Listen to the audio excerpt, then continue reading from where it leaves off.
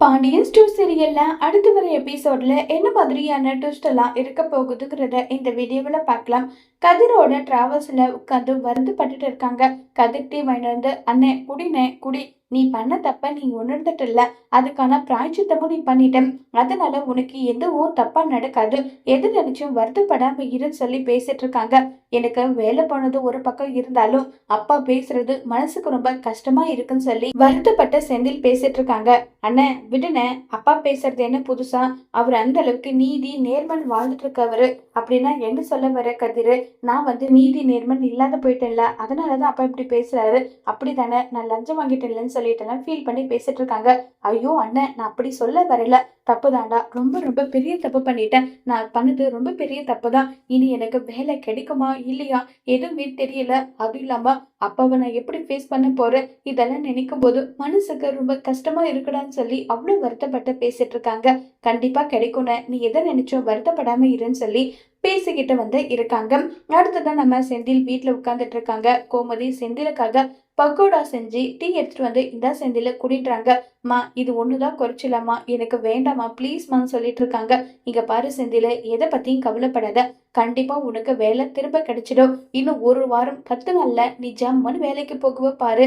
அத்தை அவரு எங்கேயாவது போயிடலாமான்ற மாதிரி யோசிச்சுட்டு இருக்காரு.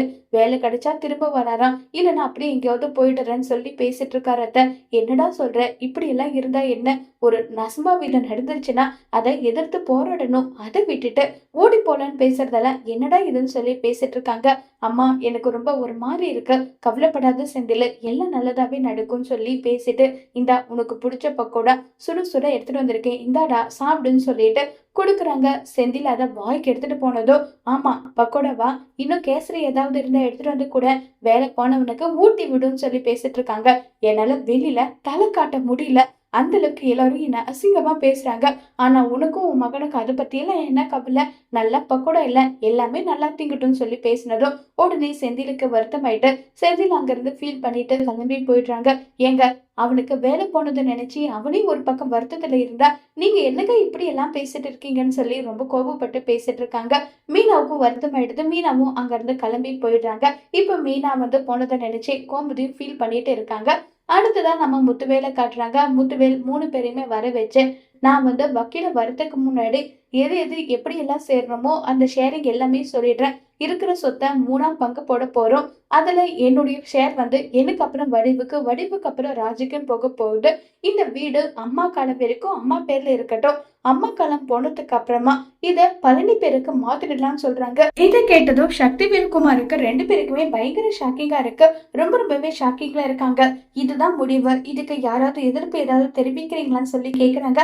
அப்போதைக்கு எல்லாரும் வாய் மூடிட்டு வந்தாலும் சக்திவேல் இந்த சொத்து எல்லாமே கோடிக்கணக்குல போகும். இது எல்லாத்துக்கும் கஷ்டப்பட்டது பாடுபட்டது நம்ம பழனி பேருக்கு எழுதி வச்சிருவாமே, கண்டிப்பா முடியவே முடியாது.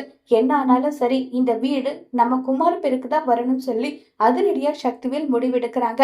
இப்ப சக்திவேல் வீட குமார் பேருக்கு மாத்த என்ன முயற்சி பண்ண போறாங்க, முத்துவேல் அதுக்கு ஒத்துப்பாங்களா இல்லையங்கிறத வரப்போற எபிசோட்ல வெயிட் பண்ணி பார்க்கலாம். தேங்க்யூ.